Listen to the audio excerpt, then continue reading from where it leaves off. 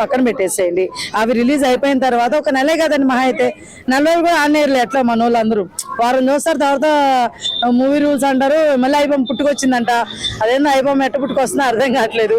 ఏమో అంతరించిపోతున్నాయి, ఐబొమ్మలు ఎందుకు అంతరించిపోవట్లేదు నాకు అర్థం కావట్లేదు.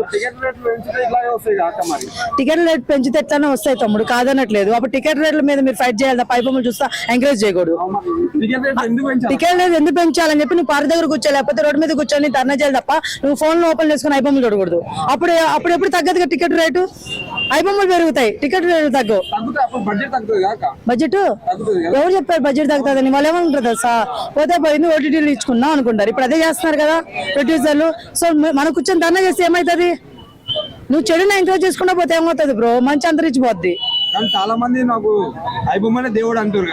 అదే ఎందుకు అంటున్నారు, అదే నేను అనేది. ఇప్పుడు చెడుని మీరు ఎంకరేజ్ చేసుకుంటూ పోతే మంచి అంతరించిపోద్ది అనేది నేను అదే. మీరు ఎప్పుడైతే చెడుని మీరు అంటే చెడు అంటే ఇప్పుడు ఐబొమ్మనే నేను అనట్లేదు. లైక్ మీరు ఇప్పుడు చెడు జరుగుతుంది అక్కడ ఏంటి డబ్బులు అనేది పెంచుతున్నారు అన్నారు, మీరు దాని గురించి ఫైట్ చేయడం స్టార్ట్ చేస్తుంటే ఈ ఐబొమ్మలు ఎందుకు వస్తాయి? వాళ్ళు తగ్గిస్తారు కదా. మీరు సినిమాలు చూడటం మానేసేయండి, అప్పుడు వాళ్ళు తగ్గుతారు. అంతేగాని ఐబొమ్మలు చూస్తే కాదు కదా. మీకు అర్థమవుతుందని చెప్పేది. ఫ్యాన్స్ మాత్రం ఇప్పుడు మా హీరో మూవీ వస్తున్నప్పుడు ఎందుకురా ఇవన్నీ అంటున్నారు. మా మూవీ ఏంటండి అంటే మా హీరో మూవీ వచ్చే టైంకి ఇవన్నీ అట్లా ఏం లేదండి. రామ్ చరణ్ గారు ఫ్యాన్స్ మీరు అలా హట్ అవ్వద్దు. ఎందుకంటే ఇప్పుడు అక్కడ 2 వచ్చినప్పుడు కూడా పెద్ద ఇష్యూ అయిపోయింది. అసలు అయిపోయింది సినిమా, రాత్రి రిలీజ్ అవ్వాల్సిన సినిమా అయిపోయింది. దానికి ఏమన్నా చెప్పండి, పోస్ట్పోన్ అయింది. ఎన్నో ఎక్స్పెక్టేషన్స్ అండి. నేను మెగా ఫ్యామిలీ ఫ్యాన్ అయింది కూడా నేను బాధపడిన రోజు అది. అక్కడ 2 ఏంట్రా బాబా ఆగిపోయిందని చెప్పేసి అలా ఏం లేదు. కాకపోతే ఇక్కడ ఏంటంటే దరిద్రం మన దరిద్రం కాకపోతే వంశీ గారు దిల్ రాజు గారు కొట్టుకుని నాకు అర్థం కావట్లేదు. ప్రతి సినిమా రిలీజ్ అయ్యే టైంకి ఇండస్ట్రీ వాళ్ళు కొట్టేసుకుంటున్నారు. ఇప్పుడు అది కూడా వరస్ట్ థింగ్. సో ఫ్యాన్స్ కొంచెం సహనం ఓర్పు అనేది ఉంచండి. ఖచ్చితంగా రిలీజ్ అవుతుంది సినిమా అయితే, ఎక్కడ పోదని అనుకుంటున్నాను. ఒకవేళ రిలీజ్ అవ్వకపోతే మాత్రం అప్పుడు ఖచ్చితంగా మీరు క్వశ్చనింగ్ చేయాలి తప్ప దయచేసి మీరు కొంతమంది నాకు అన్నారు ఈసారి కానీ ప్రమోషన్ స్టార్ట్ చేయకపోతే లేకపోతే ఎన్ని చేయకపోతే ఫైట్ అదే చనిపోతారని డైలాగులు వేస్తారంట. ఏం మాట్లాడుతున్నారు అవలేగా లెక్కన నాకు అర్థం కాదు. మీ ప్రాణానికి రామ్ చరణ్ పెద్ద సినిమాకి ఏంటయ్యా సంబంధం నాకు అర్థం కాదు. మీ ఇంట్లో మీ అమ్మకైనా బాగాలేకపోతే అప్పుడు ఈ ప్రాణదానం బాగుంటదేమో. అంతేగాని పెద్ద సినిమా కోసం ప్రాణదానం ఇచ్చేదేంటి? నువ్వు ఇచ్చినా అది ఆగదు, నువ్వు ఇవ్వకపోయినా అది ఆగదు, రావాల్సిన టైంలో అది వచ్చింది. దానికోసం చచ్చిపోవడం ఏంటి? అది కరెక్ట్ కాదు బ్రదర్. నువ్వు వెయిట్ చేసి ఎంజాయ్ చేయి సినిమాని. అంతేగాని ప్రాణం తీసుకుంటే రేపు పెద్ద సినిమా ఎప్పుడు చూస్తావు నువ్వు? ఇప్పుడు రాదు, వచ్చే నెల వచ్చింది, ఇప్పుడు చచ్చిపోతావు నువ్వు. తర్వాత పెద్ద సినిమాలో ఎక్కడ చూస్తావు నువ్వు చెప్పు? పైన స్వర్గం నుంచి వస్తావా ఏంది నువ్వు? కాదు కదా. ఇలాంటి చీప్ వాళ్ళని చేయమాకండి. చావడాలి అని చాలా వరస్ట్ థింగ్. అబ్బో చాలా పెంచేశారండి. అంటే ఎలా అంటే ఇప్పుడు చిక్రీ సాంగ్ అప్పుడు ఒక లెవెల్ రామ్ చరణ్ గారి మీద ఎక్స్పెక్టేషన్స్. దీని తర్వాత హనుమాన్ లెక్కలో చూపించారు చూసారా, వెళ్ళిపోయింది, పీక్స్ వెళ్ళిపోయింది. ఎవరైతే గ్లోబల్ స్టారా అది ఇది అని చెప్పేసి కొంతమంది ట్రోల్ చేశారో మన గేమ్ చేంజర్ మూవీ వల్ల, సో దానికి నిజంగానే గ్లోబ్ తిరిగేటట్టు కొడతాడేమో అనిపిస్తుంది సినిమా. 18 తర్వాత ట్రైలర్ వచ్చిన తర్వాత ఇంకా హైకి వెళ్ళే ఛాన్సెస్ ఉన్నాయి, ఎక్స్పెక్టేషన్స్ వెళ్తాయండి. ఆల్మోస్ట్ ఆయన ఇంత పోస్ట్పోన్ వెళ్తూ ఉండడానికి కారణం ఫ్యాన్స్ ఎక్కడ డిసప్పాయింట్ అవ్వకూడదేమో, ఆ లెవెల్లో కొంచెం అన్నా ఇద్దాము అనే ప్రయత్నం బుచ్చిబాబు గారు చేయడం వల్లే ఇలా పోస్ట్పోన్ అవుతుందని నా ఫీలింగ్ అండి. ఎస్. సో పెద్ద ఇన్నిసార్లు పోస్ట్పోన్ అయిన తర్వాత ఇప్పుడు కన్ఫర్మ్ గా వస్తుంది అంటున్నారు. ఇప్పుడు మనం రీసెంట్ గా చూసుకుంటే బుచ్చిబాబు గారు అండ్ రామ్ చరణ్ గారు కార్ లో వెళ్తూ ఒక ప్రోమో కూడా రిలీజ్ అయింది. సో దాని గురించి ఏం చెప్తారు? జూన్ 4న వస్తుంది పెద్ద, అందరినీ చంపేస్తుంది గుద్ది. అదే బ్రో, గట్టిగా చెప్పాలంటే ఈసారి సినిమా వస్తుంది, అందరినీ చేస్తుంది ఇదైతే ఖచ్చితంగా. సో ఈ సినిమా ఎలా ఉంటుందంటే గట్టిగా ఒక్కొక్కరికి ఎవరికి దింపాలో వాళ్ళకి రాటి దింపేస్తుంది బ్రో.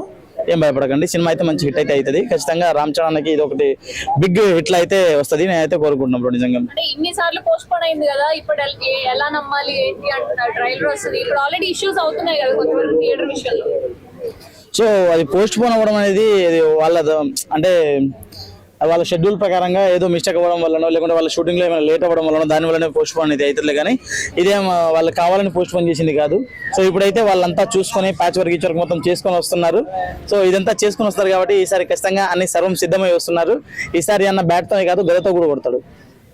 ఇప్పుడు థియేటర్ ఇష్యూస్ అవుతున్నాయి, సింగిల్ థియేటర్స్ ఆపేస్తాము, మాకు పర్సంటేజ్ కావాలి సినిమాలు అని చెప్పి వాళ్ళు ఆపేస్తాము. అంటే సింగిల్ స్క్రీన్లకు ఏం ప్రాబ్లం అయిందంటే ఇన్ని రోజులుగా చిన్న సినిమాలు ఉన్నప్పుడు ఈ పర్సంటేజ్ అనేది ఎవరు అడగలేదు.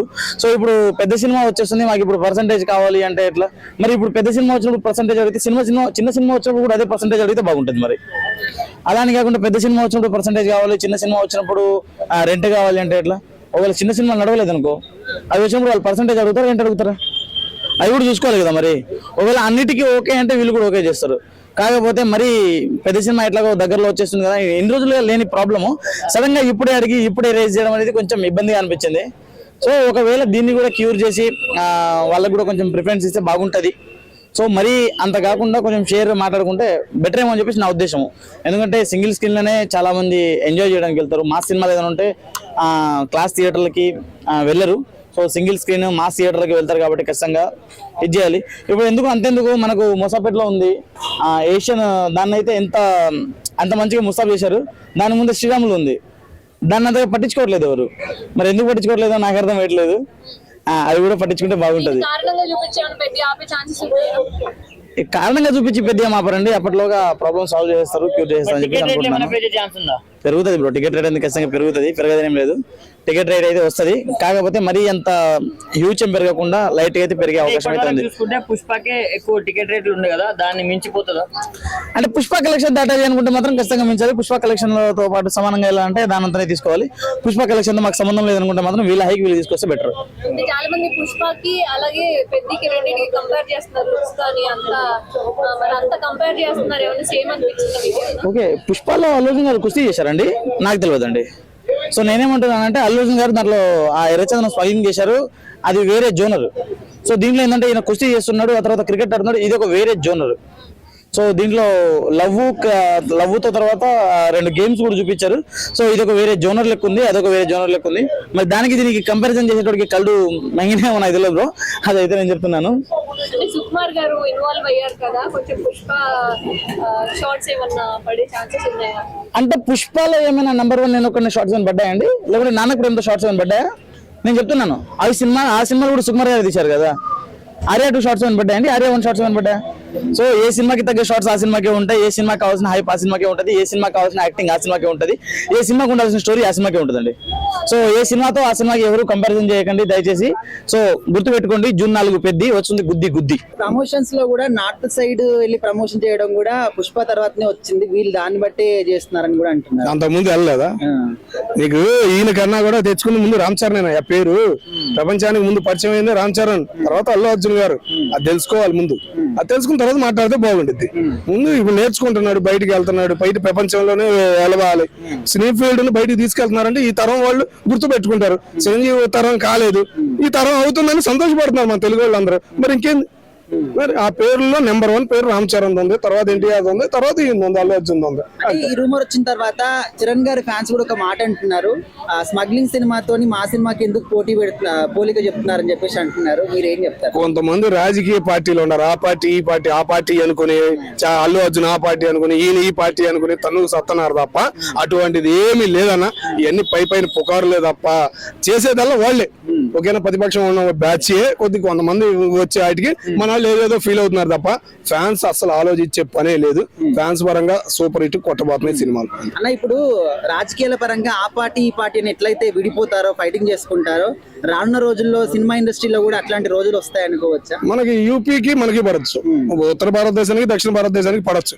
ఎందుకంటే ఇప్పుడు జరుగుతున్న పరిస్థితులను బట్టి వాళ్ళు ఏం సినిమాలు దిగుండి కూర్చున్నారు.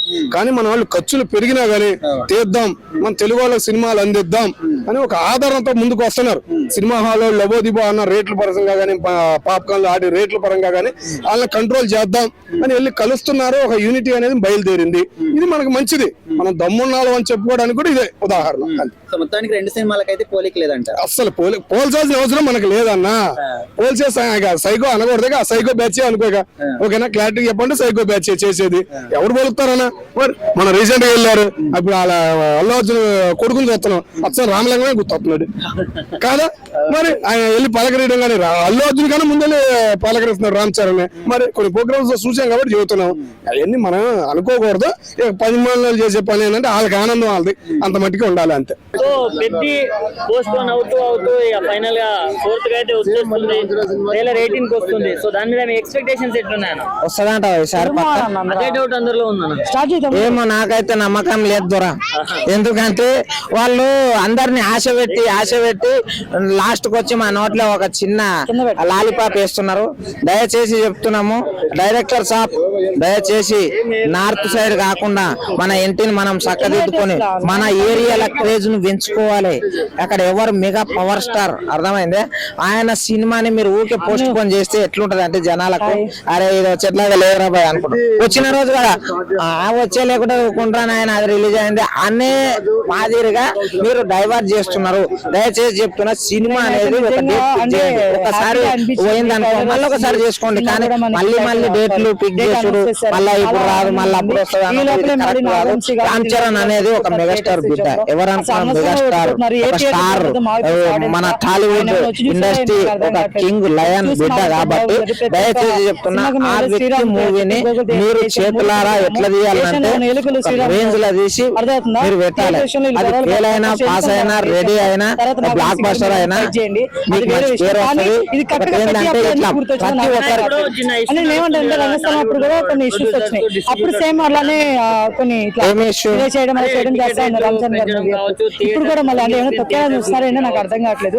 ఎంత తొక్కాలని కూడా తిరిగి వచ్చే బంతి లెక్కన దానిలో విషయం సినిమాలలో బిజినెస్ అనేది అయిపోయినప్పుడు ఏంటంటే సినిమా టికెట్ రేట్లు అనేటివి ఎందుకు వేస్తారంటే అక్కడ సినిమా కూడా బడ్జెట్ ఎక్కువ అవుతుంది కాబట్టి వాళ్ళు పెంచుతారు అంతే తప్ప పెంచు ఏమి వేలలో పెంచారు.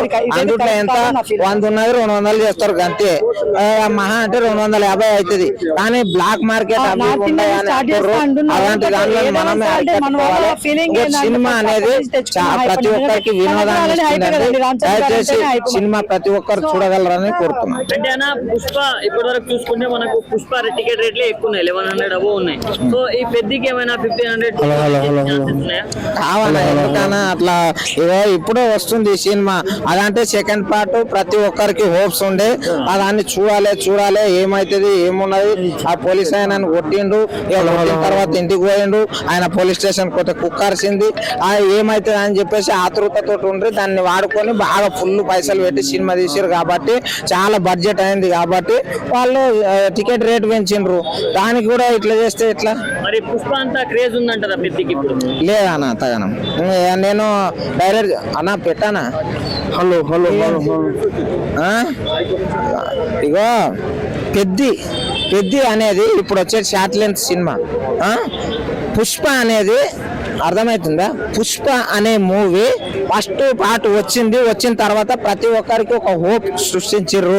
ఈ ఒక క్వశ్చన్ మార్క్ వేసి ఇప్పుడు ఏం జరుగుతుంది అనేట్లాగా పెట్టిరు. కాబట్టి ఆ మూవీని ప్రతి ఒక్కరు చూడాలి అని మైండ్ లా ఫిట్ అయ్యేట్లాగా పెట్టిరు. బాహుబలి 2 లాగా పుష్ప 2 పోయింది, అది లక్కులా హిట్ అయిపోయింది. ఒకటి ఏంటంటే ఈ పెద్ద మూవీ ఇట్లా వచ్చింది అనుకో, ఈ మూవీ రాగాలని అందరికి బాగా నచ్చితే 2 కూడా వేసుకో, 10 కూడా వేసుకో.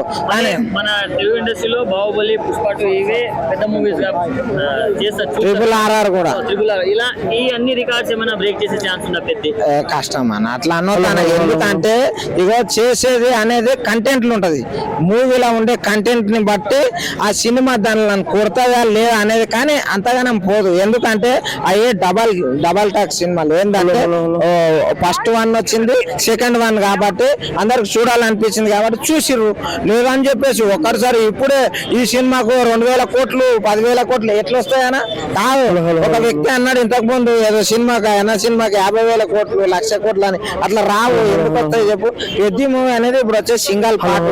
ఆ సింగల్ పార్టీకి అన్ని అనం పైసలు వస్తాయా? ఏంటంటే వస్తాయి, ఒక సగం రావచ్చు.